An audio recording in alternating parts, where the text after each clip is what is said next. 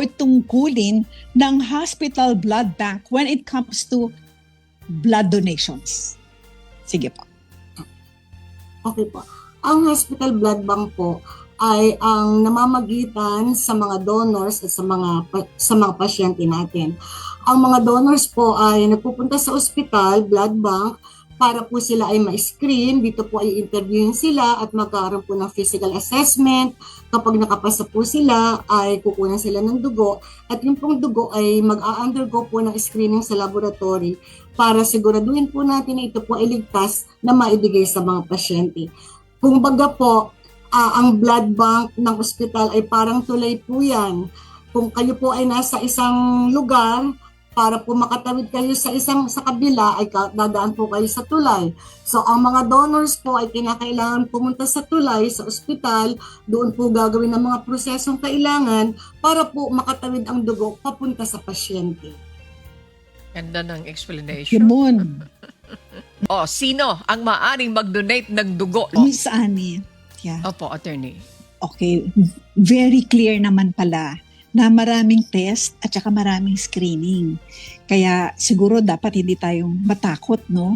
Pero Miss Annie, ito ako for so many times na merong mga mga blood donations na false for blood donations, pero parang natatakot ako, ano kaya mangyayari sa akin pagkatapos? Hindi kaya ako mahilo, hindi kaya ako manghina, mabawasan ako ng dugo, baka mamaya bukas hindi na ako makabangon, di ba? So, Doc, can you please assure us, di ba? Please assure us na ang nagdo-donate ng dugo will be safe. At the same time, the donee, yung tatanggap ng dugo, hindi magkakaroon ng problema. Although you already mentioned yung sa screenings, no, na walang makakahawang sakit. Pero wala po bang chances na minsan meron ding naibibigay na dugo from one donor to another na hindi safe? So can you please explain to us na safe para sa nag-donate at saka safe para doon sa tumatanggap? Go ahead. Okay po. Kung sa donor, pinapayuhan po namin sila kung halimbawa po ay bukas nakaschedule kayo magdo-donate ng dugo, pinapaalalahanan po, may mga reminders po kami ibinibigay na mamayang gabi, matulog ng maaga, kumain ng masustansyang pagkain, uminom ng maraming tubig, huwag magpuyat, huwag manigarilyo, huwag uminom ng alak. At kinabukasan naman po, pagpunta nila dito, tinitiyak po namin na very strict po kami sa screening procedure, lalo na po sa physical assessment. Actually, yung sinasabi po natin na 12.5 level ng hemoglobin, yung pula ng dugo ng donor, very strict po kami doon. Kahit po 12.3, 12.4, hindi po namin tinatanggap yan dahil iniisip po namin na baka makasama yun sa patient, sa donor. Kung siya naman po ay makapasa, after po niya magbigay ng dugo, hindi po namin agad-agad sila pinatatayo. Pinagpapahinga muna namin sila ng ilang minuto na nakahiga, unti-unti pong babangon, uupo muna bago po tatayo. So, iminomonitor po ng mga trained healthcare professionals yung mga donor immediately after blood transfusion. Mga around 30 minutes, inobserbahan po. Kung may mahilo po, may ginagawa po kaming solusyon doon. Ang mga healthcare professionals po ay trained po sila. Alam po nila kung ano ang gagawin in case na mahilo o mamutla ang pasyente. So wala po tayo, tinitiyak po namin yan. And so far, sa ilang dekada po na may blood donation tayo sa ospital, wala pa po kami na-encounter na nagkaroon tayo ng mabigat na komplikasyon sa mga donor. Sa pasyente naman po, very strict po ang aming screening procedure. We make sure po na talagang the blood is 100% safe.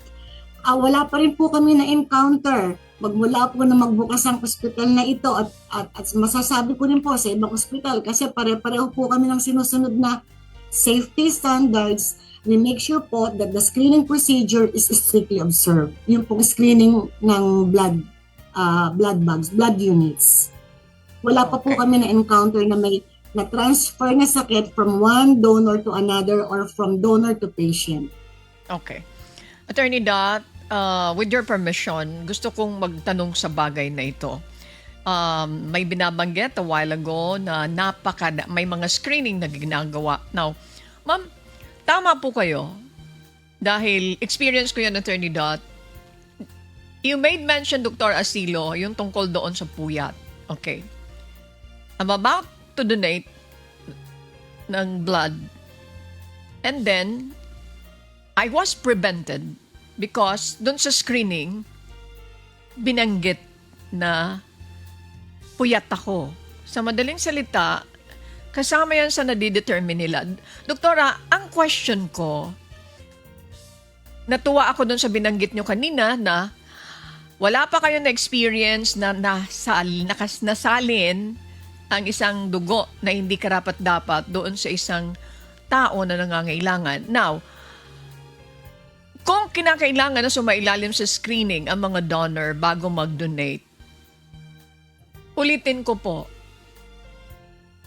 mayroon bang pagkakataon sa kasaysayan na alimbawa yung AIDS patient nakalusot at hindi na-screen ang mabuti at na-transfer ito doon sa isang pasyente?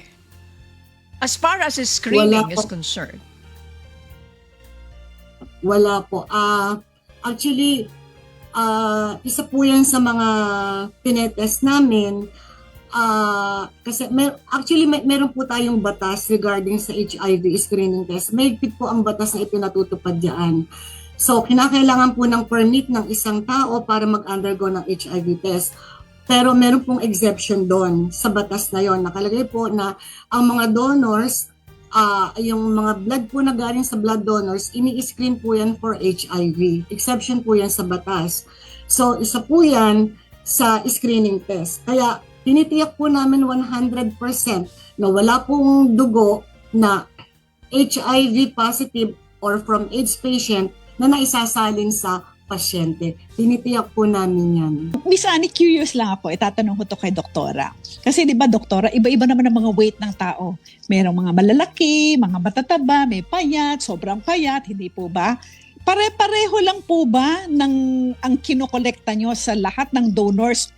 Or pagka naiiba-iba rin? Kunwari, this person, mas marami kayong pwedeng kunin dugo.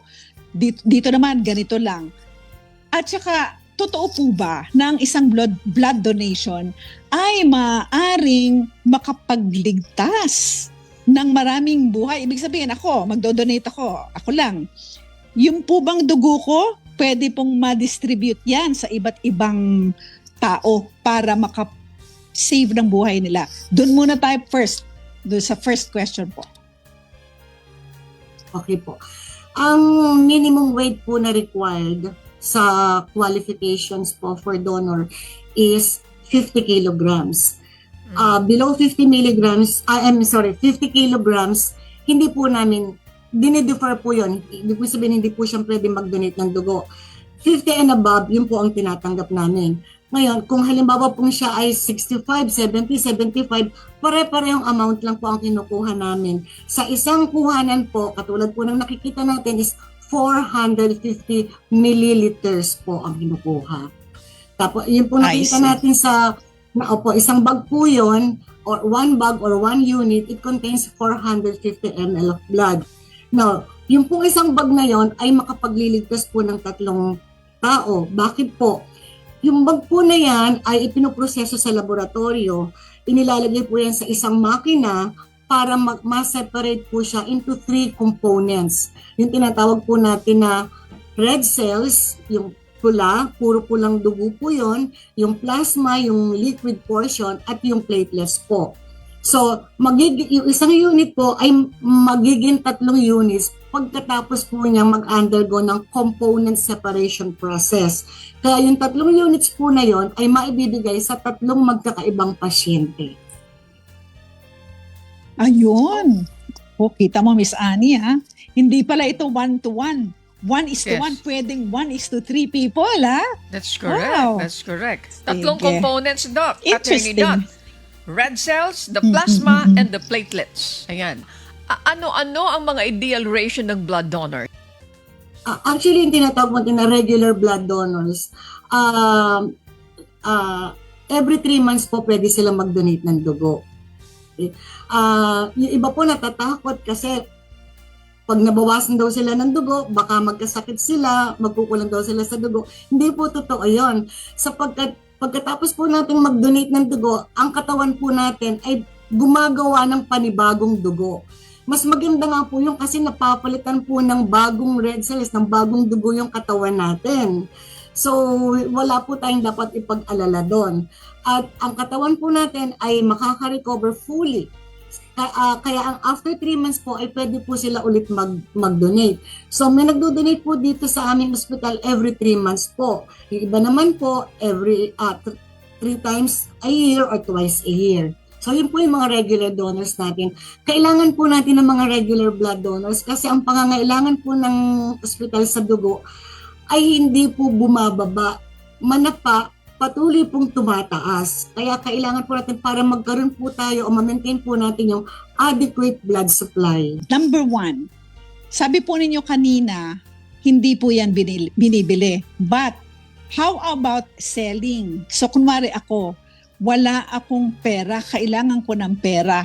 Pwede po ba akong pumunta sa hospital? I'm a very healthy person. I really just need cash. Pwede po ba akong pumunta para mag-sell ng dugo ko? That's number 1. Number 2, gusto kong pumayat. Pwede po ba ako magpa-regular na donee ng blood para mabawasan ng dugo ko para pumayat ako? It might sound funny, but di ba? But it really comes to the minds of people. But I heard that, sige po, Doc. Attorney Dot. Narinig ko na yung number 1 na binanggit mo. Na magbenta ng dugo. Sige, go ahead po, Dr. Arcillo. Di ba? Opo. Sige. Thank you, Attorney. Actually, bawal na bawal po yan. 1996 pa po nung ipinasara ng DOH ang mga commercial blood banks. Kasi dati nung panahon po na yon, may mga commercial blood banks po tayo na kung saan pupunta po sila doon, magbebenta sila ng dugo.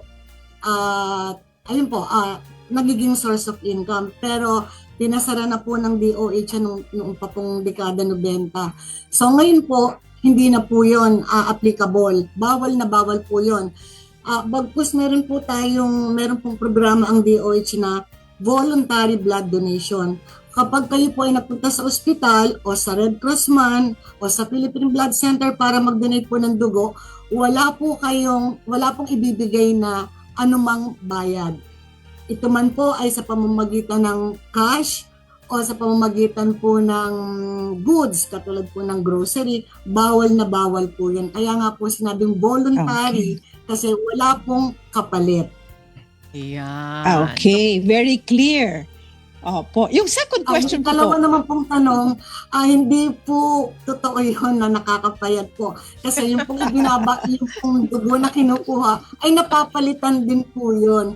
Nagpo-produce po ang ating katawan ng panibagong dugo. Opo. Kaya bumabalik din po yun. Okay. That's very good. Okay. That So was thank you for clarified. that, no? Oo, na-clarify ni Doktora. Hindi pwede magbenta ng dugo. Volunteer lang yan. And pangalawa, hindi po yan nagpapapayat. Thank you so much po, Doktora. Ano ang mangyayari kung maubusan o kulangin ng supply ng dugo ang isang ospital po, Dr. Arcillo? May mga pagkakataon po na kinukulang po talaga sa dami po ng pangangailangan. So kapag ganun po, tumatawag po kami sa Philippine Blood Center. Ito po ay isang sangay din ng Department of Health na kung saan po ay nabibigyan po kami ng dugo. Isa po yan, isa rin po ang Red Cross, nakakakuha rin po kami ng dugo.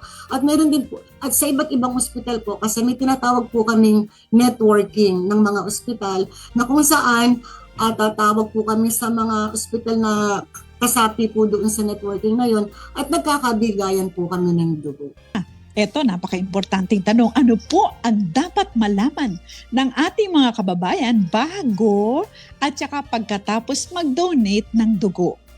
Preparation at saka yung after donating, what do we do? Thank you po, Doktora. Okay po.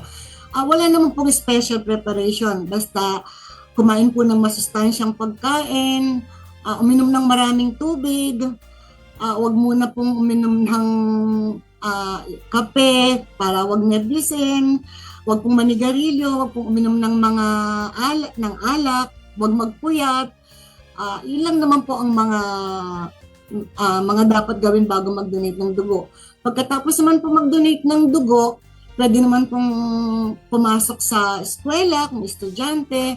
Kung ang trabaho naman po ay office work, pwede naman po. Basta wag lang pong magbubuhat ng mabibigat, wag gumawa ng strenuous exercises, o yung mga nasa construction, yung mga heavy work, wag muna po. Hindi po pwede yun. Mga light work lang po. Yung usual household chores or office work, school work, pwede po yun. Ayun po, pagkatapos po mag-donate ng dugo, pinagpapahinga muna po namin sila, mga 30 minutes po, inobserbahan po ng healthcare professionals kung okay naman po sila, walang nararamdaman, hindi nahihilo, okay ang blood pressure. Pinapainom din po namin sila binibigyan po ng konting inumin, para ma-replenish yung nawalang fluid sa katawan. And we advise them to go back to work. Kung office work lang po, okay lang po yun. Pwede pong bumalik sa school. Wag lang po yung mga strenuous physical activities or magbubuhat ng mabigat, lalo na po dun sa braso na kung saan nakuhanan ng dugo. Avoid po muna yung mga heavy physical activities. At this point, hihingan ko siya ng mga importanteng mensahe sa publiko ngayong National Blood Donations Month. Doktora, nasa inyo po pagkakataon. Thank you po. Salamat po. Ito po, salamat po sa pagkakataong ito. Nananawagan po ako sa aming mga kababayan, lalo na po dito sa surrounding areas namin, Manila, Navotas, Malabon, Valenzuela. Mag-donate po tayo ng dugo. Hindi po nakakatakot ito. Ito po ay isang safe na ligtas na procedure. Pag nag-donate po kayo ng dugo, isipin po natin sa isang bag na i-donate ninyo, 3 buhay ang maisasalba ninyo. Wala po kayong aalalahanin na komplikasyon dito. Ang ginagamit po natin ditong karayom na itutusok sa inyo, sterile po yan, hindi po kami disposable po yan. After po gamitin sa isang donor, itinatapon na po yan. So, ligtas po kayo, wala kayong dapat alalahanin. Kayo po ay nasa mabuting kamay kung kayo po ay pupunta dito sa amin para mag-donate ng dugo. Sa katunayan po, ang Tondo Medical Center po, sa pangunguna po ng aming butihing Medical Center Chief 2 na si Dr. Maria Isabelita Estrella, ay may programa po siya inilunsad na dugong alay sagip buhay.